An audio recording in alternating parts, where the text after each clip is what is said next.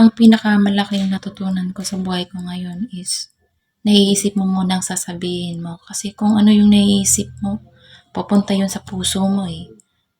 At kung ano nasa puso mo, yun ang lalabas sa bibig mo. At kung tatanungin ako kung ano nagpapasaya sa akin ngayon,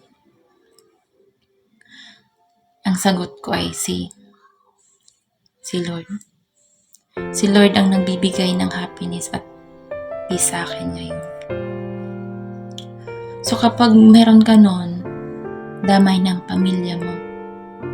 Kasi andun ang contentment eh.